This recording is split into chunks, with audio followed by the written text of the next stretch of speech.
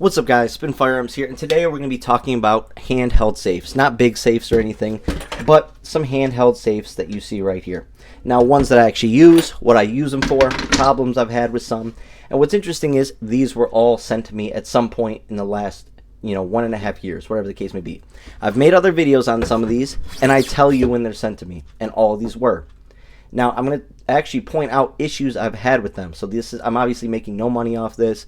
I'm actually talking down on one of the products, stuff like that.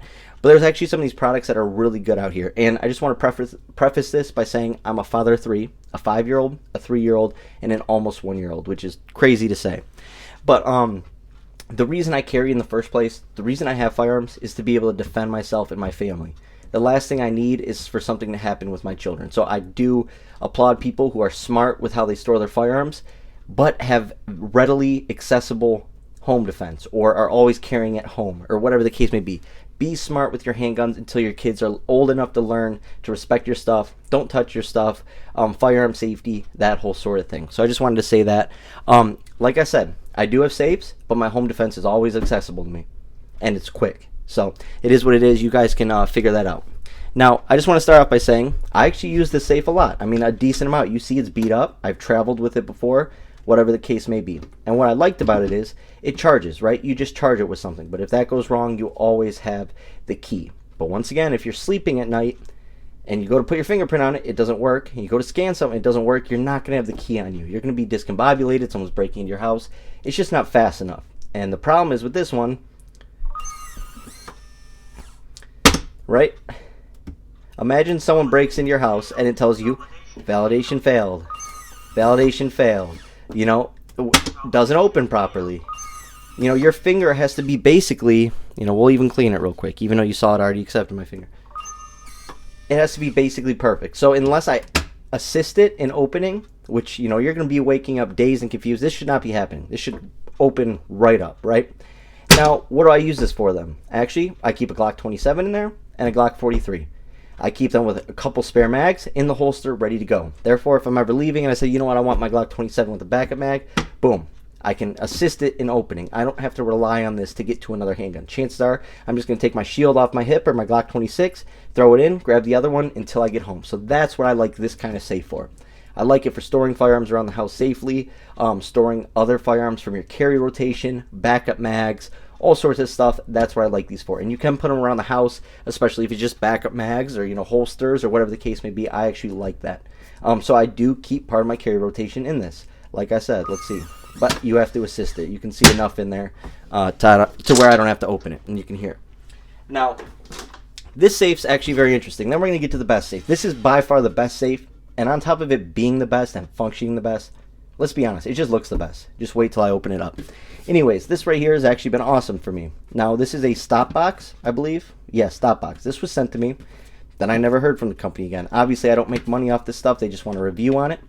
And I actually like this product. That's what's interesting about it. I don't have a coupon code for you guys, so I apologize. But, I rather have relationships with companies where I can be honest about their products and stuff like that. And then I don't have to worry about people buying junk. That's the problem. People end up buying junk from a lot of these YouTube channels. They're promoting crap. They're promoting stuff they don't even use, whatever the case may be. Me, I carry with the holsters I say I carry with. I carry with the optics I carry with. I've beat the crap out of some optics, and I carry them because they still work, and they're verified at this point. I test a lot of firearms, parts, all sorts of stuff. I will only tell you if it's actually something I use. And I use this. As you can see, I got old stickers. I maybe put these stickers on a year ago. That's for my ARP. But as you can see, it's just nothing special. But what I like about it is you don't plug it in. There's no batteries. It's all mechanical, right? So you have these buttons, and it requires a code. Now, most small hands or from kids or whatever the case may be can't do this code, right? And plus, they don't know the code. And as you can see, I really use it. It permanently has a PSA dagger stamp in it. And it probably always will, because that's what sits in here. A PSA dagger with a Streamlight TLR 7A and a Sealy X Wolf. Now, I took it out of here for the video, but you're going to see it in this safe because I wanted to show you guys the size and stuff like that. But what do I use this for? This is my backup home defense.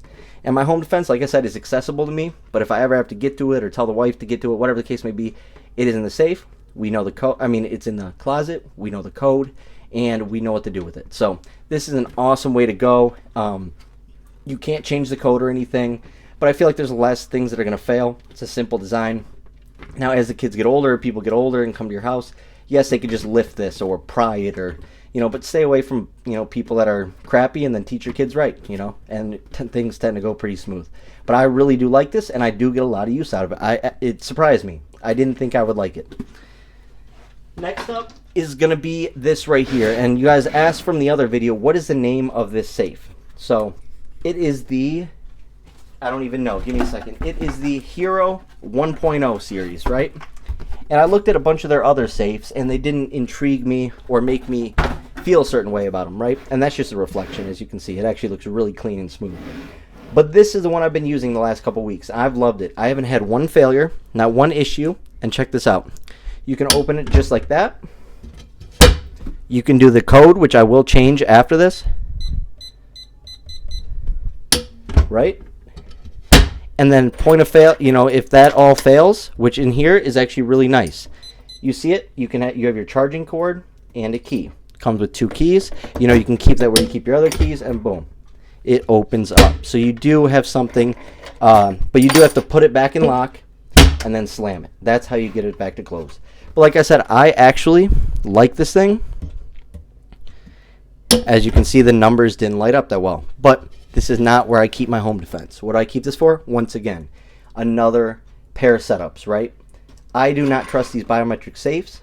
It just is what it is. But for storing, storing other firearms, storing holsters, backup mags, stuff like that, I actually do enjoy these safes.